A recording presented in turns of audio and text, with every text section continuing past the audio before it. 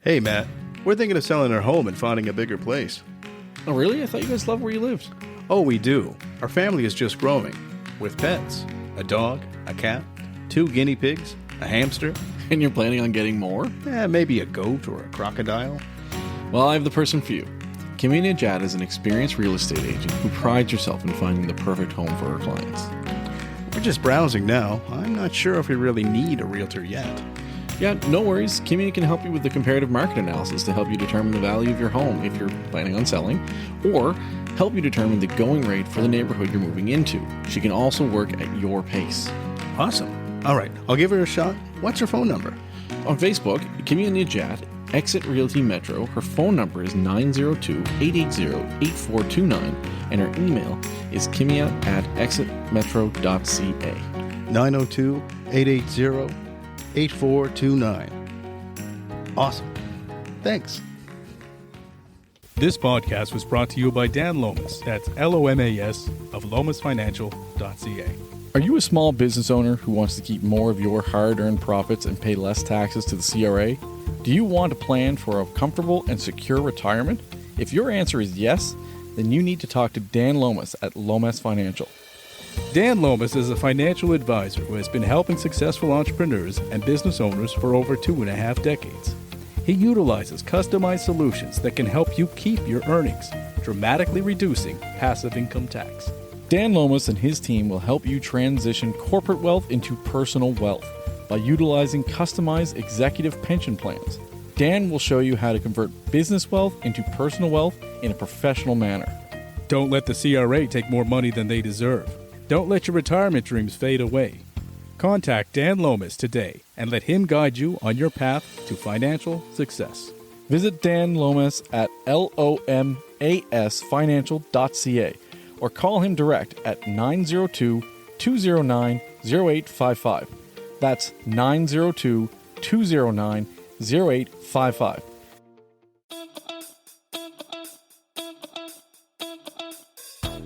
Cheers! Cheers! Sluncha. Hey! Welcome to the Afternoon Pint. Thank I'm Mike you. Tobin. I'm Matt Conrad, and who do we have today? Sue Utech. Sue Utech. Uteck. The I last know. name sounds familiar. I know. I should have been a lawyer, right? Yes. Sue you. Sue you. Have problem with your ex? Oh, Call that's Sue perfect. you. Call Sue I know. you. I missed my calling. That's I great. never even thought of that. That's actually really good, yeah. Yeah. So a lot of people would actually know the last name for multiple reasons. Sue was involved in city municipal politics for a very long time. She's also the executive director of the Spring Garden Business Association. Yeah, we had that right. So I wasn't sure it was a business district or association, but there you go. And also Larry Uteck, who there's a street named after, and he's in the Nova Scotian and Canadian Hall of Fame of Sports. Yes. Cool. So that's pretty cool too. That's really cool, yeah. So really kind of like a whole bunch of stuff going on there, actually. And before we get in with Sue, I just want to plug where we Yes. are today. This is a new spot for us. Cider. Yeah, cider. So we are at Bulwark Cider House. We chose this place because it is off of Spring Garden, and in kind of a part in the of Spring Garden realm, yes. Yeah, exactly. And so Sue, what are you having? I'm having a sangria. It's got blackberries, raspberries in it. It's absolutely delicious. It looks pretty good. Looks lovely, yeah. Yeah, it looks like a salad, a fruit salad. I feel like I'm on a beach. Yeah, it reminds me of the bubble teas now. You see the bubble teas are super popular, Oh, eh? yeah. Yeah. Yeah. So I have the blood orange cider because I like blood oranges. So Okay. and I've had a lot of their things, and I've not had blood orange, and I like it. So yeah. And what about you? You're my favorite. I'm your favorite? Well, what you just me, have the is person? my favorite. Oh, okay, the beer, or the drink. This is a dry hop cider, man. And I got to say, I always say I'm not a cider person, but I had my first taste of this, but it's been a long day. Yeah. So maybe that's why it's even better. Maybe. But no, I'm enjoying it quite a bit. It's really good. It is my favorite cider I've ever had. It's not sweet. That's what No. I don't really like sugary things. It's a dry cider and it has that hop, so it almost gets like that light beer taste to it. Yeah, it's perfect, man. Yeah. Perfect. And if you haven't tried the pretzels here, they are the bomb. Oh, right. Okay. I'll definitely have Love a pretzel because pretzels. I love pretzels. So yeah. So thanks for coming. Let's get started with what your job is currently. So I was hired in 2019 to be the executive director for the Spring Garden Business Association. So we're a not-for-profit organization. We receive our funding from the merchants. So HRM collects a levy. we get a portion of that levy, and so we will do planning, promotions, beautification, and advocacy on behalf of the residents and businesses to government. Cool. There's been a lot of that going on in Spring Garden Road. I mean, like, you guys have some cool sculptures that are up there now. You have basically the whole street was ripped up. Yeah. How was that process? Because you guys had to go through COVID and the street being ripped up. Yeah, well, it was, when I got hired originally, they just said, oh, it's a 1-year contract. And I was like, what? I know, I went through six interviews to get the job, and I thought, okay, I can do this. But then I got diagnosed with breast cancer. So, Oh my gosh. So What year was this? literally 2 weeks after I was hired, I underwent surgery, and fortunately it went really well, and I only had to do 20 rounds of radiation. When did all this happen? 2019. What year? 2019. Okay. Yeah. Okay. So then we underwent. So the streetscape came along, and the merchants. I can't say enough about the grit and integrity of this street. Mm-hmm. They just decided we're gonna stop barking about this. It's time to do it. We trust you, Sue. Get it done. Nice. And of course we had hitches, right, along the way. But, fascinating to watch people. We did a whole campaign. We're digging Spring Garden. We had Jimmy Rankin celebrities wearing T-shirts, et cetera, saying we're digging Spring Garden. We tried to keep it light. And a lot of people were like, oh, no, I want to see that cobblestone. Look at the railway tram. Like, instead of a construction project driving people away, it drove people to Spring Garden. It was quite the opposite of the Argyle Street project. That's right, Argyle. Yeah, that was the whole thing. We too. learned a lot from their mistakes. That's good. Yeah. That's true. I do remember walking through there, and you could see like the old cobblestones and like where they used to have trolleys and things, stuff like that through here. So that was kind of cool. So did you find did business benefit from that? Nobody said my business has dropped dramatically. Okay. Right, to say that we're not going there. So then we just get through that and COVID hits. So that was just a nightmare. Yeah, and I mean we've had discussions with another business actually we had Duggars who were on here with Ross McNeil. That's right. We obviously they saw a reduction in business for many reasons. Obviously, they seem like they've bounced back. Like, have you been hearing from people and saying they're back, or have you seen a lot of closures or anything like that? Well, some of the big things that we did during COVID. First of all, there was a group of well over 100 of us provincial wide. Advising from, so let's say Patrick Sullivan, the Chamber of Commerce, the COA. We would meet twice a week in the interest of this pandemic to say, okay, what are we going to do? We're going to need funding, right? So we offered grants to businesses to pivot online. Right. So that was the first big move, and a lot of businesses obviously took that up that hadn't normally had been on the online, circle. So that really helped a lot. But we met weekly. We advised government. Even the Canadian Emergency Business Loan, the CEBA loan. We got that going. So there were a lot of things that, even though we were shut down, as executive or business improvement district leaders, we were in that office every day. Cool. Yeah. And there's also like with the loans and things like that. There's a lot of restaurants on this street. Have you heard from them? Because I know there was a lot of, threat about them closing down or anything like that. Have you heard much about that? Is that due to the CERB payback thing? Yeah. Yeah, it's very unfortunate because the federal government gave out hundreds of millions in free loans, right, Yeah. to the big boys, the telecoms, etc.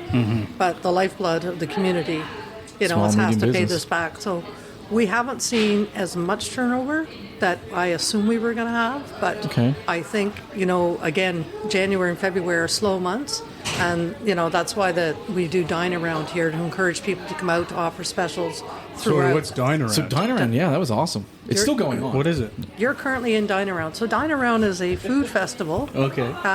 around the province Okay. where restaurants host course meals. You can spend anywhere from $30 to $40 to $50, or here at Bulwark, less than $20. Cool. And you might get a cider and a pizza, or a cider Yeah. and pretzels. So it's just to kind of showcase the businesses and give people a reason to get out and support local. Nice. Just I go like that on idea. and do Dine Around Halifax and Yeah. just look it up. You can go on their website, and they have everywhere from a $10 price range to a $60 price range. Cool. And you can click on that $10 price range and like click on the $10, and it's like, here's all our deals for $10.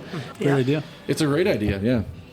Good way of getting people out and supporting, the downtown core kind of thing. What else do you guys kind of do? I mean, what's your biggest event? Our biggest event is Shopping Under the Stars.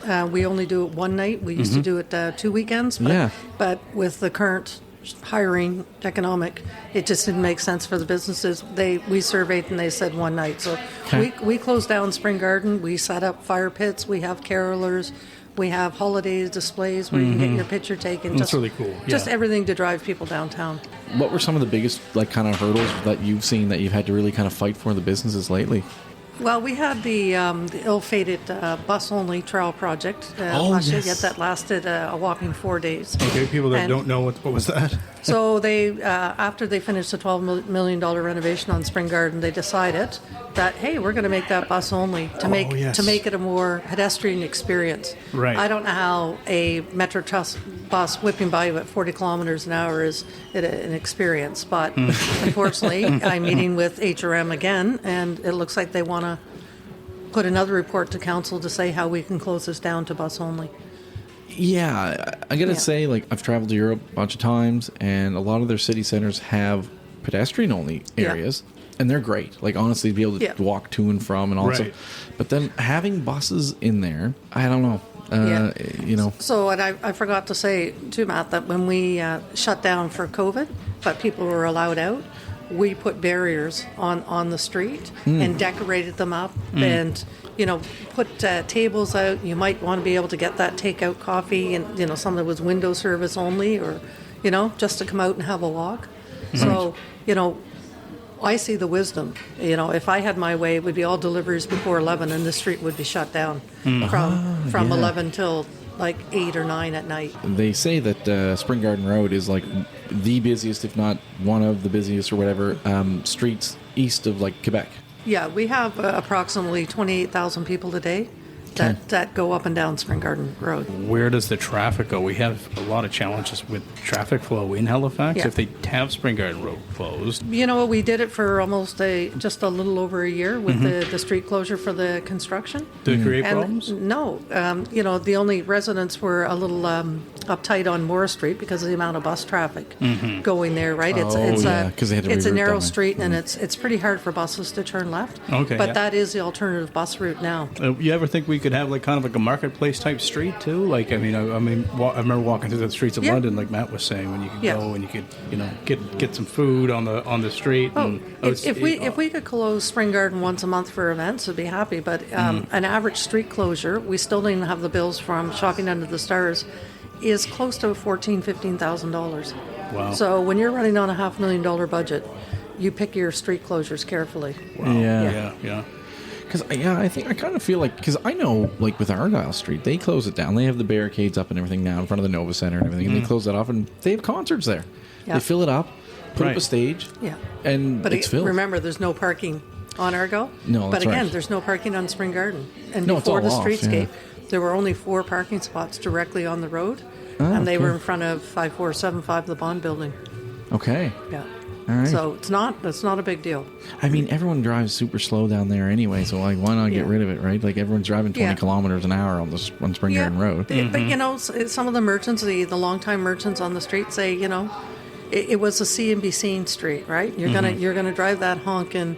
I mean, That's look at right. any day outside of anywhere on Queen Street. Outside of Lululemon, there's Right. Ferraris there. Yes. They're all illegally parked, but I Yeah. guess when you own that kind of car, you don't care about a $40 ticket. No, that's true. Yeah. I saw you posted a picture. What was it? There was a bunch of nice cars lined up here, actually, just like last month or something like that. Yeah.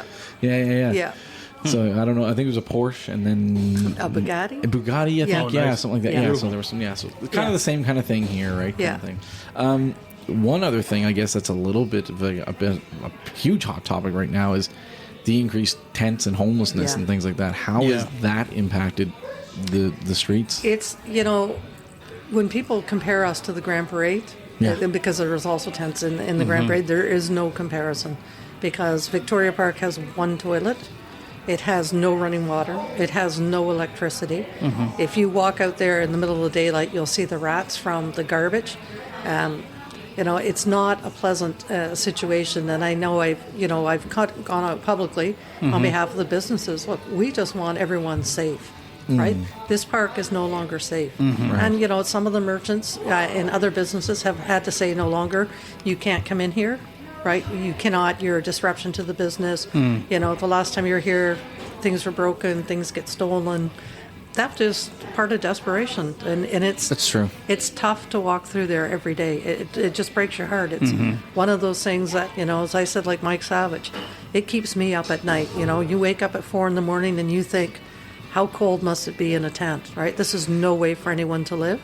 Right. So we're pleased, both us and the downtown, that the province has said we have enough shelter for everyone and we have alternatives. Right. So if you didn't want to come in, we've been proposing solution after solution after solution, but the problem is everyone who's involved in social services, nobody's at the table. Everyone's in silos, right? So as an example, when I was a former councillor, when 9/11 hit, I was on the city's emergency management. I was the council rep. We're in a room over in Dartmouth, and you've got the Army there, you've got the Navy, you've got anyone who's who.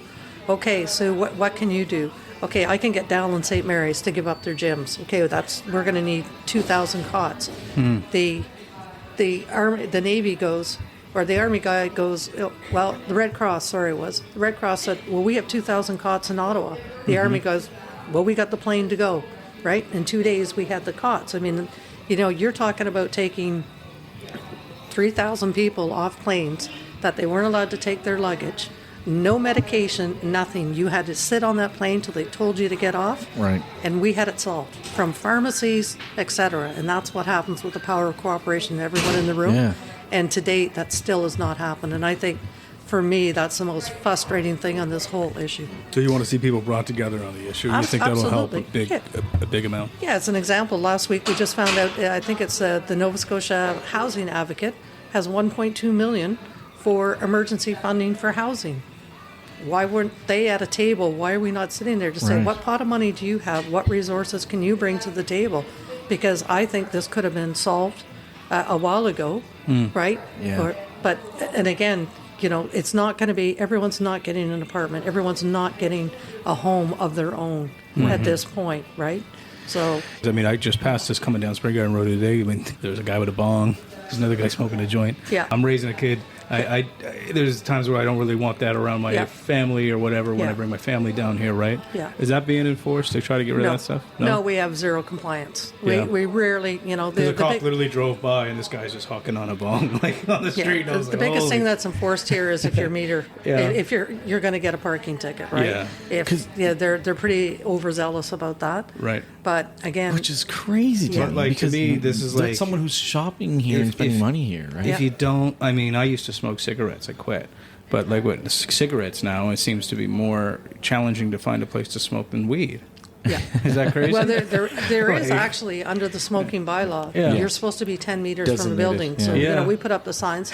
But if HRM's not going to go out and enforce it, I can't be out on the street all day saying, Junior, sit up. Sally, quit smoking. Get that bong away, right? Yeah. I'm just like a massive... You should do that at least once a month. Just dress up. I'm usually out there twice, 3 times a day. She has I have Sue on Facebook, and she definitely posts she has some stories. We could probably fill this just with her filling some stories. I know you had your run in with an evangelical as well out there. That was a pretty interesting story. Yeah, Jesus take the wheel. Yeah. Okay. Tell me the story real quick. Well, there's a gentleman. He comes out and he has a speaker system. Yeah. Louder than as loud can be, right? Right on, and we're all going to hell. Homosexuality is a sin. Oh, okay. So I just said, I've had enough, right? So the one day I came out and I was like, can you turn that down? No. So I just put my own ghetto blaster next to him and started playing Bob Marley, One Love. There you go. Yeah. Fight fire with fire. Yeah. That's been a fun Good job. Nonviolent intervention. Exactly. It was good. That's a good idea. I like that. But, the biggest issue we're having these days, when you ask current, is all the volunteers that are with, it could be Doctors Without Borders, the little Nick Fund, Save the Whale, Shoot the Seal. You cannot get on, and that's the biggest complaint currently I'm having from the public. So I'm trying to work with HRM, because at noon hour it's a Wild West. Yeah. And there seems to be a lot more. If that was a panhandler harassing the way some of these groups harass individuals, they'd be getting a ticket. Right. Yeah. These are big city problems. Like, we're a smaller city, but, but I think when they're taken care of correctly and when they're not, I mean, I spend a lot of time watching on YouTube what happens in some of these cities where drugs use and certain things just kind of keep going, and they keep not getting looked at and checked, and shoplifting, and then these places turn into horrifying. Yeah, well, horrifying spots. If you watch the YouTube video, The Fight for the Soul of Seattle. Yes. Right? Yes. Well, I there's just a think guy if I watched HRM down in Seattle, and the fentanyl use is I just think if but- HRM doesn't get a handle on what we're doing, because the next wave is coming this summer. Yeah. Like the next wave of homelessness is coming here. And, our navigator, so we have a navigator, he's a certified social worker who worked for 20 years in the streets of Victoria, and said you were just starting to mirror Victoria 20 years way. ago. See, and that's the same similarities I draw on it. What is just kind of budding now could really grow. Yeah. Right? And Why got the here? next wave. Like, why do you think that they're necessarily flocking here then? Like, why is that Because we're the capital city of the province, for one. And if you're an outsider, the word came out, come to Halifax, you'll be taken care of. Okay. You are going to get a tent, and someone's going to drop you up. Somebody had asked me and said, all you do, Uteck, is bitch about this, but you don't do anything. Right. And I said, well, actually, I do. Yeah. Tents, sleeping bags, Yeah, you were telling me bus this. tickets, Yeah. library identification programs, meal cards, rent prevention. You guys eviction, do all this through the foundation, huh? through our navigator program. Yeah. And both Good. Paul McKinnon and I fund that program. So, when people criticize me because I'm You're talking actually out about there this trying issue. to fix it. Yeah, I'm talking in a about sense. this issue because nobody else wants to talk about it, right?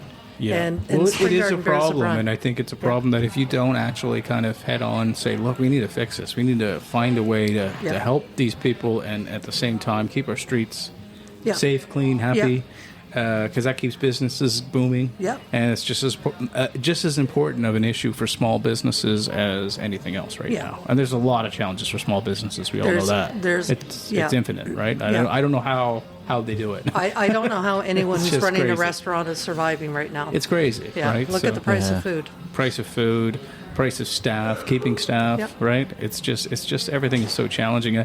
We still haven't really bounced back from COVID because it just really changed, I think, the perspective of a lot of people, right? Yeah. Yeah. Hard work is becoming harder. Hard workers are becoming harder to find, right? I mean, nobody wants that traditional, 9 to 5 bricks and mortars, right? So, for example, we are an association. We are 9 to 5 bricks and mortars. Right. But there's only 3 of us in the office. I don't consider myself the boss. I consider, we're the team. Right, But yeah. if it hits the fan, then it's my responsibility. But, you try flexibility with your employees. Like, I'm not going to clock you off. Just go today, right? It's a quiet day. I'll babysit the office. You guys take off an hour early. Oh, I need a think that's- doctor's appointment? yeah. I don't need a note, right? Yeah. I think that's an important place. As long as you know you're getting the work out of your employees, nitpicking time seems so petty, right? Just know that you're getting the work done, right? I try to operate that way. And it's I think it's a new way of thinking. But the generation, and I don't mean necessarily generation as in the people who are younger in a different generation. I mean a lot of workers today, people in my generation, your generation, the generation. Yes, it's not an age. Not an age thing. It's people who are working today are looking. Not everyone, but a lot of it are looking at work and looking at the hierarchy of work and employment way different than they've ever been. But it also, in the meantime, creates some pains, some growing pains. No, at there's least for definitely some businesses. pains. Yeah. There's definitely some pains. Yeah. I mean, I recognize that my wife and I talked about this, and it's she went out, she did the dine around, and she was like, wow, I had great, she was like, it wasn't necessarily amazing service, but it was good service. And that made it feel like it was amazing service. Sure. Because we went out to a chain restaurant that I won't name, but we went to a restaurant that's a chain that's a little bit well known and that's a little bit upper scale, and it was like, right? And this was, the bill was $200 at the end of it, kind of thing, right? Right. So it's one of those things where I find that you're not getting the service that you used to get. You go sometimes into a coffee shop and someone has earbuds in. Yeah. And kind of thing, and it's one of those. This things. is how the robots get ushered in, everyone. So when AI takes over and you can't talk to a person anymore, that's why. Well, my favorite is the self-checkout at Shoppers Drug Mart, yes. and I shall name them because I just self-check out, and you know what they say? How was your service today? Thank you for shopping at Shoppers Drug Mart. Tell us how we did Tell us today. how we did today. So I always yell out, I did fantastic. I did great. You Yeah. did great. Someone went on Facebook and actually created a group at Christmas time. Oh, it was the employee- Walmart self-checkout employee Christmas party. Yeah, that'd be great. I would have went just for fun. It was an online party. Yeah. I should have just unloaded it. But you were saying so Yeah. you were part of the Freedom 55, which I think is a Well, you would not say a that movement Freedom anymore. 55 crowd, but Freedom 55. At the rate I'm going, I Yeah. will finish work at noon, and my funeral will be at 2. So. Yeah. Well, the Freedom 55 is like retired 55. retired whatever. 55, yeah. Trailer Park Boys fans would Ricky's Freedom 35 was Yeah. his Oh, thing, right? He okay. wanted Yeah. that Right. big score. Yeah. That's that play. Yeah. Yeah. But yeah, I you know what? I don't even know if I necessarily believe in true retirement anymore. I don't know if I No. believe in it. I don't know. Like, I kind of feel like when you retire, you We die. actually had Don Mills on the show, and he said something really great about retirement. I mean, and I kind of mirrored it with someone that I knew, and I think it's just some of it is it is good to work. It's healthy to work, and if it's not healthy to work, it's healthy to contribute in some way to Have kind a of keep purpose. doing something. Have a purpose, Right? I think. It could be volunteering your time, right? Yeah. Maybe Yeah. you don't need any money, and maybe you could just help out somewhere. So, Yeah. I mean, especially if you're somebody that's done a lot of good, right? You could you could go and just give some of your time, and it'll make you feel so much better in the process. No, Right? I agree with that. Yeah. So I know we got to wrap up here soon, but Yeah. I did want to talk. I wanted you to tell a little bit about Larry, because the guy is a legend here. We have the Uteck Bowl, we have Larry Uteck Boulevard. Like, anyone who hasn't known him, because we do have people who listen in different countries and things like that. Why don't you give us a little bit of a story and wrap up what made Larry so great? I think because Larry grew up, he had a father that was in and out of prison most of his life. And so I think he had a difficult childhood. And being a football coach, he recognized some of these kids. So, 1 year on his team, 82% of the kids came from single-family homes. So he was like a dad to a lot of people and, took on the responsibility of running for council. And at the same time he ran for council, they fired the athletic director. So he became head football coach, athletic director, city councilor, and then the then mayor, Walter Fitzgerald, had a heart attack. So now all of a sudden he's mayor, he's doing 3 jobs. So, he didn't fail at any of them. He was an exceptional individual, and, unfortunately, he died of ALS. Yeah, ALS is a terrible, terrible disease. And if anyone's not familiar with that, that's the ice bucket challenge that was going around a little while ago. No, very familiar. And people often ask me, why is Larry Uteck Boulevard way out there? So the original story on That's a Larry good Uteck question. Boulevard was George O'Moyen, who was developing the estates, had a real beef over the current mayor, Peter Kelly. So he put that Larry Uteck Boulevard out there just so Peter Kelly would have to drive by it every day. That was George's reasoning. So, but I always remember being at council. So the original one was established, and then council's talking about this expansion, interchange to be Larry Uteck, and I look up and I went, excuse me, do we have a naming policy here? Like, do you not consult the family? Yeah. It was a funny moment at council because you could see all the staff look at each other going, didn't you talk to her? Didn't you talk to her? And I said, so then it was going to be the Larry Uteck roundabout. And I said, for God's sakes, you're going to name a circle jerk after my late husband. And so all the council cracked up and said, it's really important to have these naming policies. Yes. And, and again, they've extended it to Hammonds Plains Road. Right? Oh, my gosh. Nobody says it just keeps going and going. And it reminds me of Larry. He kept going till the end because this road's got to go somewhere. Exactly. So, my God. It's a huge artery now. I mean, I spend a lot of time in there because my son goes daycare on there, but it's honestly, it's become its own little 15-minute community. Yes. Like, you don't have to leave. No. Kind of thing, right? So, yeah, I mean, yeah, Nova Scotian Hall of Fame, Canadian Hall of Fame. I mean, rightfully deserved a lot of things, and then you kind of picked right up. And after Order that. of Canada. And Order of Canada, that's right. There Order you of go. Canada, damn. Yeah. Well, That's yeah, awesome. yeah, that's The triple crown Yeah. champion right there, right? But That's cool. do you know that Larry never won a major championship on his own? No? Really? No, not in high school, not in college. He went to University of Colorado. They lost the bowl. High school lost the championships. Oh, jeepers. He lost 3 Vanier Cups, poor bugger. Yeah. So those Vanier Cup teams, if you look back and reflect 2001, 2002, that was Larry's team. Yeah. Like Blake had to come in and put 2 people in, and there we go. But they were on that 4th-year cycle, right? It certainly sounds like he succeeded in other ways. Yes. Yeah. Those early 2000, I mean, SMU was a powerhouse football team. Like, the best football school in this country is probably the Rouge AR, and out in Laval, and for a while. And Saskatchewan was pretty good, but I mean, the Laval one, I remember SMU and Laval went at it for 10 years. They met each other in the championships 5 of 10 years or something crazy like that. I could be wrong, but. In St. Mary's, Saskatchewan, 2 years in a row at the Vanier Cup. That's right, too. They were so thrilled in Toronto. Great. Wow. We got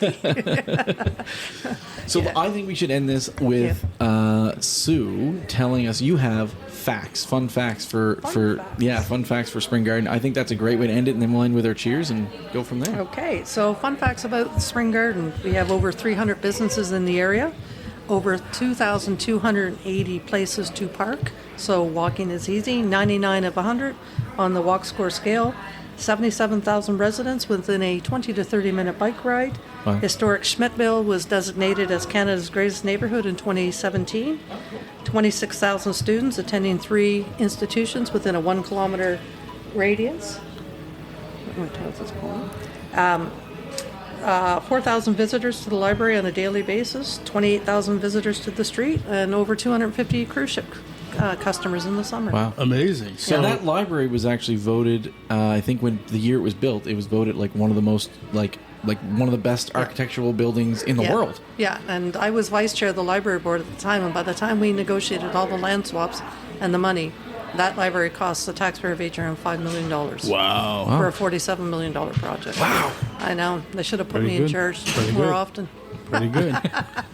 Well, Sue, thank you very much for your Thank you. time. Yes, we thank really you so appreciate much. it. Another This has cheers. been really, Cheers. really fun. Nice to meet cheers. you. And this is Spring Garden Road. Yeah, visit Spring Garden Road. Exactly. And let's Sue know you stopped by. Yes. Cheers. Cheers.